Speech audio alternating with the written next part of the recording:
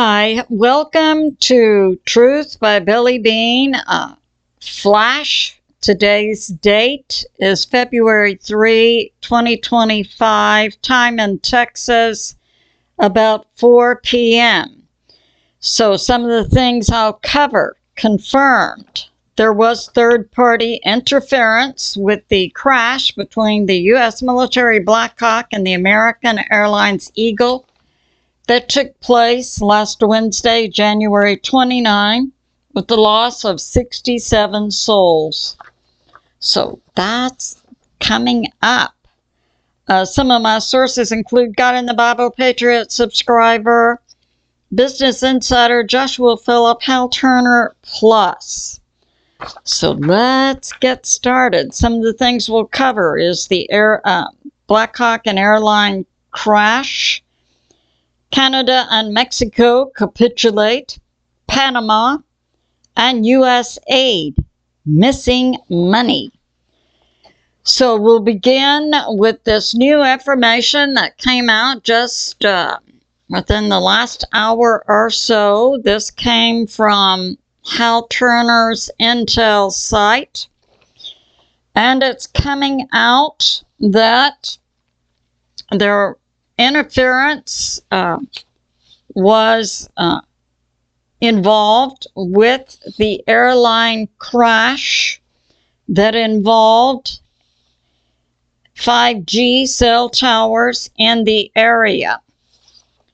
So what we know so far is that a few months ago, the FAA had filed a complaint with the FCC about the cell phone towers, saying they posed a problem for aircraft and requesting more research. It's unknown what the status of research was, but it is known late in December, JB's Secretary of Transportation, Buttigieg, okayed the 5G towers in the area of Ronald Reagan Airport. Now, I believe this is the first step in what I have put forth as a possible theory to explain recent incidents in aircraft crashes and impacts as being interference by a third party. So I believe that these 5G cell towers most likely did interfere with the Black Hawk and the American Airlines Eagle. But I submit further, I believe this was done under the control of a third party, and that the transmission from the 5G towers very likely could have been juiced up above the level that had been known in the past to cause problems. So the problem transmission that was asserted by the FAA to interfere with aircraft was on band 477 by the 5G cell tower at 3.7 to 3.9 gigahertz. So that's going on. But now the NTSB says that there were discrepancies in this accident with the altimeter readings. So altimeter readings. This is how high the aircraft was, and this discrepancy in altimeter reading was on the Black Hawk. It was on the American Airlines Eagle, plus it was on the Ronald Reagan Air Control Tower. So all three had incorrect altimeter readings, both on the Black Hawk, the American Airlines Eagle, and the readings of how high these aircraft were was also incorrect inside Ronald Reagan Air Control Tower. So this is coming out. Now, Hal Turner stresses that this information was leaked, but the information being put out by the NTSB is that there were discrepancies in the altimeter readings. The information that's being leaked is regarding transmissions from a nearby 5G cell tower. Confirmed is that the FAA had made a complaint to the FCC, which previous Secretary of Transportation Buttigieg had okayed. It's unknown what the status of the research was. So that did happen.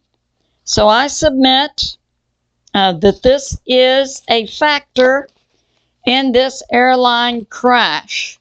And this appears to be a leg to support my position that there were third-party interference in both this accident, the one in Philadelphia. I believe there was third-party interference in the takedown of the NOTAM system nationwide, and that recent plane fire on the wings of a United Airlines plane that happened Sunday morning in Houston, Texas. So we may say, is it safe to fly? I got this to say. I would not fly without checking in with God. So that's going on. And now we have this. Okay, we've been hearing about this Usaid, and many people believe this is providing money for like food and medicine and water. But this is actually Agency for International Development. This is money going to foreign nations, and I submit from the time of 2013 to 2022, we have some figures coming out. The budget for these 9-year period for Usaid would have been about $360 billion. But the figures that are being released only add up to about $60 billion. So that's going on. So where's, not 60, but 150 billion. So where's the missing money? Some of the groups receiving money from Usaid during this 9-year period, 20 billion went to where? The World Bank. Now, what the heck is a U.S. agency contributing or giving $20 billion to the World Bank for? So that's going on. So we have now the Democrats coming out and saying, oh, President Trump doesn't have the authority to stop this money going to NGOs. And it's believed this missing money, I submit, most likely went into the deep, sticky, greedy pockets of many Democrats and rhinos. Let's be fair. But we can see and calculate with information that's coming out during this 9-year period. It's likely the money taken in by the Usaid from the U.S. government, $360 billion. There's only a reasonable accounting for $150 billion, and this includes money going to the World Bank. So I see why the Democrats are coming out and protesting President Trump taking this down. And we know that much of this money also went to the UN. We know the illegals coming into the U.S. were receiving debit cards from the UN. And money was also going to the UN. So we see that's probably some of the missing money. So that's going on. So it's a good thing we have a new sheriff in town, isn't it? And we have this from Forbes. Major receivers of money from Usaid over a 9-year period, 2013 to 2022. It went to 130 countries, including 20 billion to the World Bank. And so that's going on. And many of the nonprofits, such as Catholic Relief, were active down at Darien Gap and Panama Canal. So we've got the U.S., Texas, we've got Panama Canal, Darien Gap. That's where many of the illegals were coming in. And it was seen the former Secretary of Homeland Security, Alejandro Mayorkas, would carry bags full of money down there to give to several groups, including Catholic Relief. And the Usaid also gave money to the Catholic Relief that was to bring in the illegals. So the primary funder, it appears, of the money behind bringing in the illegals appears to be the U.S. government via the Usaid agency. And I'm sure there were others. Also, Usaid also used its money to facilitate the CIA in coups.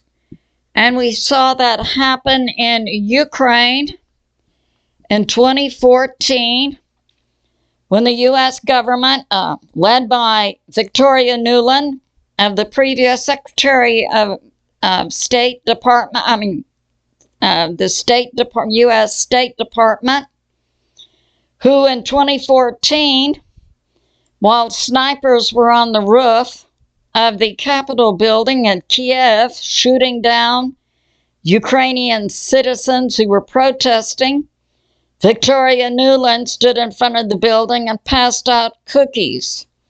The U.S. funded and brought about a coup in Ukraine in 2014 to take down the democratically elected government, put their puppets in there, the one we've seen recently, Zelensky, an actor, to bring about juicing up the military inside Ukraine to then facilitate a conflict with Russia, because the ultimate goal of the certain sectors of the U.S. government was to destroy Russia.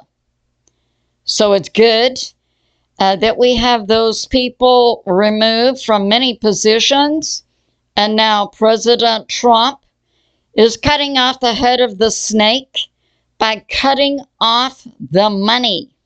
So that's going on. Yep. And now we have this from Forbes. Yeah, more money from Usaid.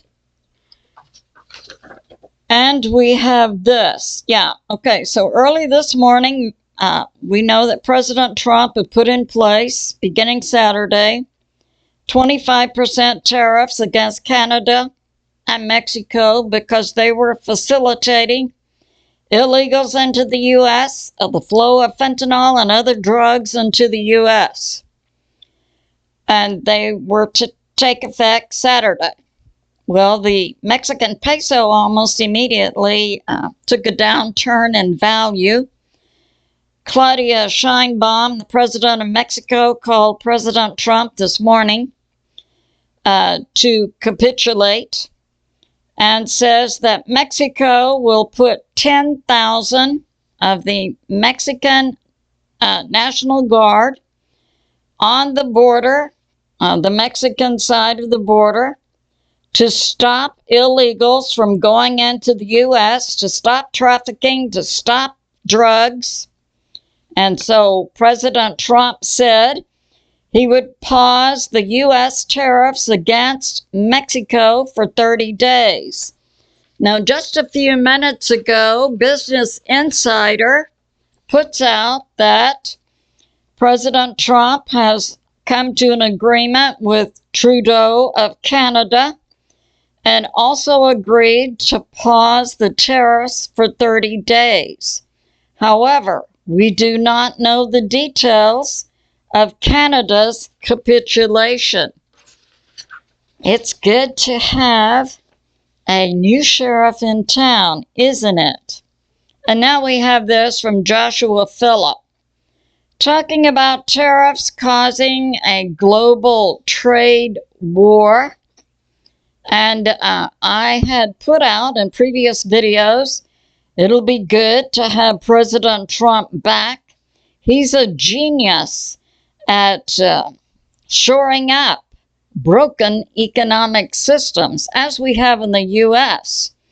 And apparently, President Trump had realized that there was a much illegal and not good spending going on of the U.S. government dollars. That's why he initially has gone after the Treasury, the FBI, Usaid. So we say, President Trump, keep it up. And we have Mexico capitulated. Canada must have capitulated. We don't know the details.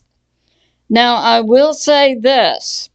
We had a report coming out from Panama, from their president, Malillo, and now we have statements coming out that were made by President Trump's Secretary of State, Marco Rubio, about President Trump's message to Panama.